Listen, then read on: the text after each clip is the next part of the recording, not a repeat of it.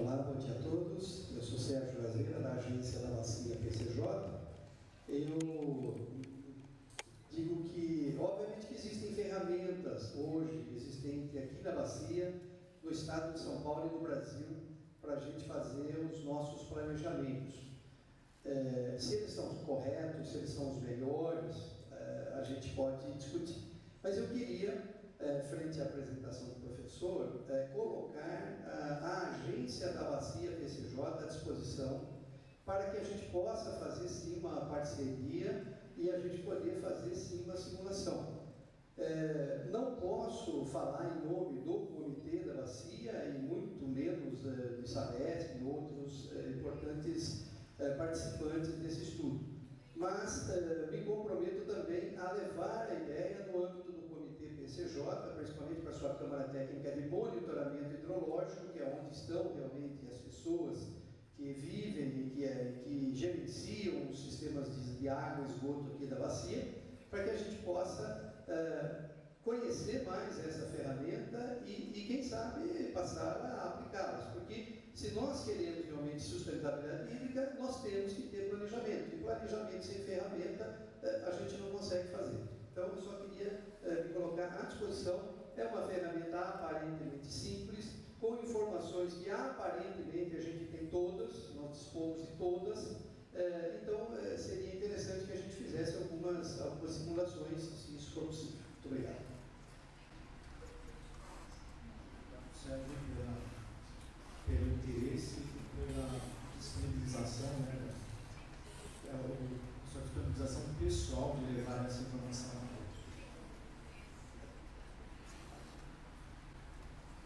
Muito obrigada pelo comentário e pela pergunta. Eu só queria fazer uma observação. Ontem o professor Candice falou muito interessante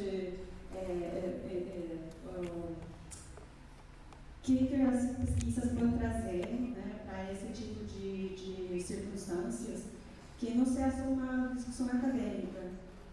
E eu acho que aqui a gente está vendo que ferramentas acadêmicas podem ser trazidas ao âmbito público. E a importância disso é uma coisa que ele falou, que não estamos criando só just one more book, só um livro a mais, ou um relatório a mais. Porque essa ferramenta que a gente tem mostrado hoje, tem sido usada nos Estados Unidos, traz os stakeholders para conversar e chegar em pontos, quando falamos de mecanismos para atrair essa colaboração, para fazer decisões juntos. Decisões como o quê? Que nível de gatilho a gente está confortável em colocar? É 50% do nível do reservatório? É 95%? É 10% do nível do reservatório que coletivamente a gente quer tomar esse risco? Então não é só uma questão de um paper, estamos falando de vamos decidir coletivamente o que a gente acha é um risco aceitável. Também são os indicadores. O que é um indicador que todos nós estamos dispostos a usar como um indicador que estamos entrando no estiagem? São as vazões, é o Standard Precipitation Index, o SPI, que é usado pela NASA, é o Palmer Drought Index, que existe um índice de estiagem. Podem ser vários índices que a gente usa, mas precisamos entrar em um acordo de qual que vai ser o indicador que mostra para a gente que entramos em um momento crítico. O terceiro tipo de decisões que vão ser feitas juntos, o tipo de respostas que vai ser. Então, quando chegamos, vimos que o indicador mostrou que estamos entrando em um momento crítico. E os gatilhos, a porcentagem que a gente chegou em acordo, também estão sendo ativados. E por último, o que vai ser a resposta? Vamos cortar a agricultura? Vamos cortar a reduzir a pressão? Tem várias opções que podem ser feitas, mas as respostas têm que ser discutidas antes. E bem decididas antes de chegar nesses pontos.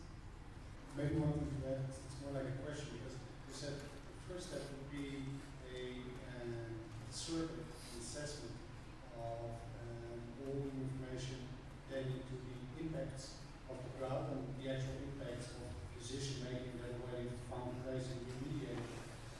But what kind of protocols and what kind of templates are readily available, and what is your methodology in adapting it, let's say, make it Brazil specific or Sao Paulo specific?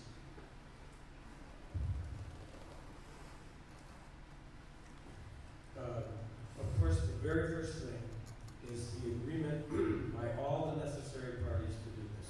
Without that, don't waste your time on sharing your time.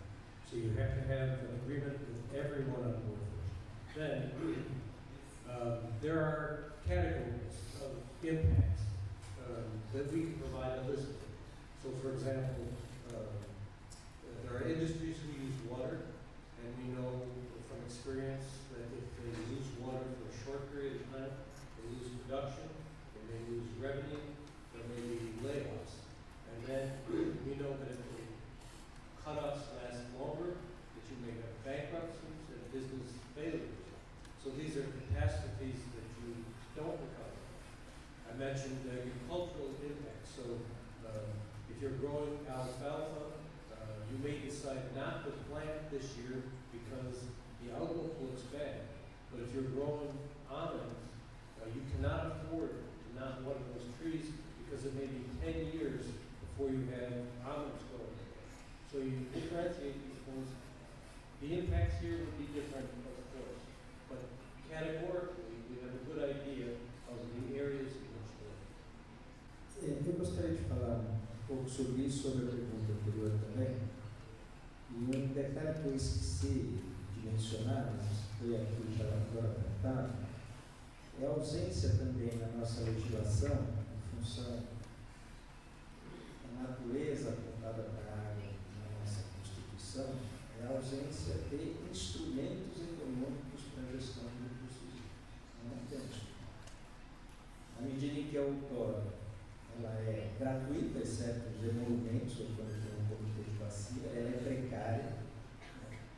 Você, e também pela nossa tradição aqui, a respeito da área, diversas visões, até cultural, nós não temos instrumentos econômicos que permitam que você possa migrar para o uso mais eficiente da água em situações de crise. Isso é uma realidade.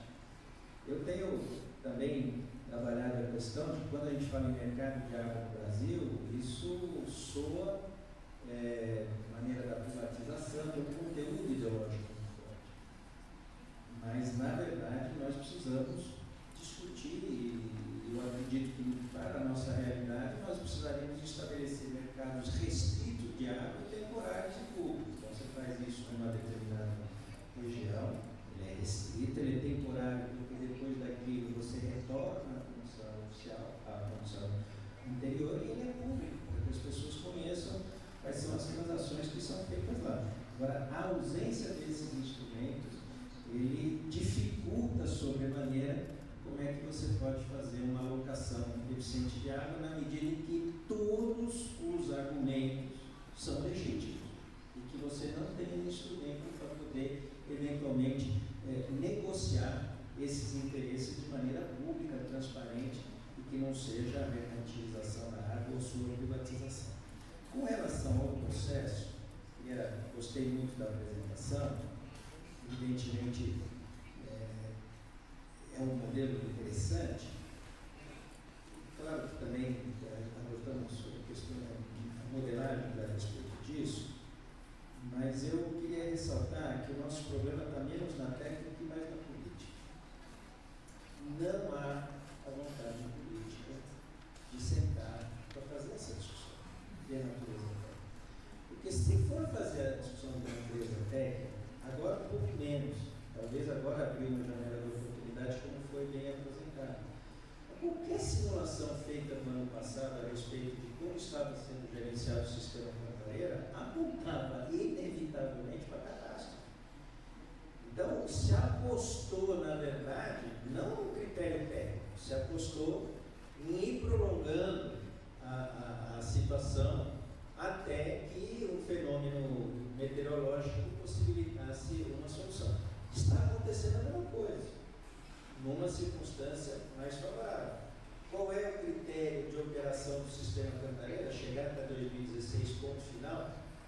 todos estão com absoluta certeza que 2016 vai ser um ano com muitas e muitas chuvas e que vai resolver nosso processo de crise.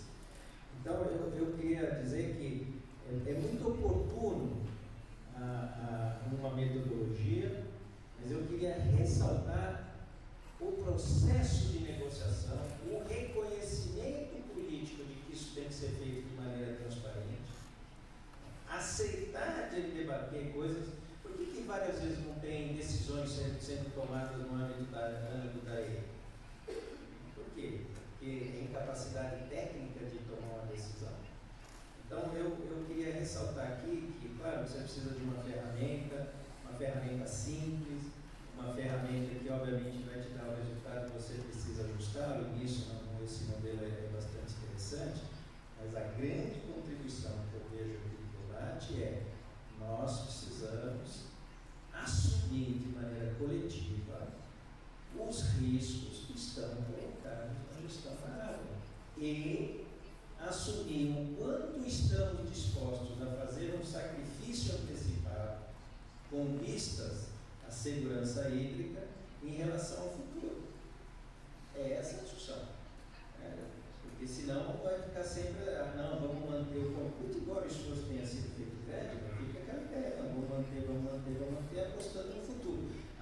Nós temos insistido, nós temos que gerenciar esses reservatórios, né, com vistas à segurança hídrica e à sua recuperação. Acho, inclusive, aqui foi dito, mas nós não tratamos disso, de que eu estou menos preocupado, não que não sejam relevantes, porque é óbvio que você tem que tomar decisão em função de modelos e de cenários, mas nós temos que introduzir análise de risco, gerenciamento de risco. Qual o risco para esta região no caso da falha? Esse é o nosso problema. Porque quando você vai trabalhar numa cidade pequena, que tem uma alternativa, você pode trazer uma adutor, o caminhão-pipa da solução, você tem outras alternativas, a população responde, não, você tem outras alternativas de suporte para fornecimento de água.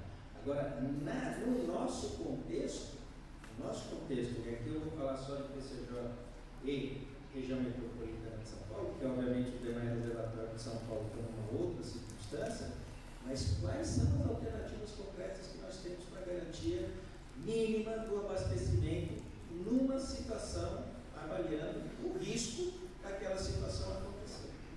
Não há. Essa é a grande questão crítica. Então, as decisões acabam sendo apostando sempre num futuro um pouco mais úmido. Felizmente está chegando, esperamos que continue, esperamos que seja na intensidade suficiente para que a gente possa sair dessa crise. Mas isso é uma aposta, nós não podemos trabalhar com a vida das pessoas simplesmente apostando de como é que a gente deseja que o clima se comporte. Just a very quick comment. I very much agree that it's often not a technical issue, but you do need to have technical tools available, not just to a small group of people, but to a larger people. But in addition to technical issues and the legal issues that were mentioned, which are very important, we have found most often it's a communication issue and a value issue. And the example of when to curtail water is a perfect example of a value issue. There will be people who would be very safe and want to curtail very early to ensure there is never a chance of a shortfall or shortage. And there are people who would be much more aggressive. And that's a value issue. And there's not a right and there's not a wrong, but it's an issue that can be discussed. This morning I read in the newspaper in the city of Seattle, there was a headline that there was a potential drought and their reservoirs are full. How could there be a potential drought? It's because there's smaller snowpack than normal in the mountains. So these individuals are looking 6-7 months ahead, concerned about what could happen, even though their reservoirs are full and spilling today. And so that's a different value set. I worked in Mexico, a very aggressive, let's use water in the reservoir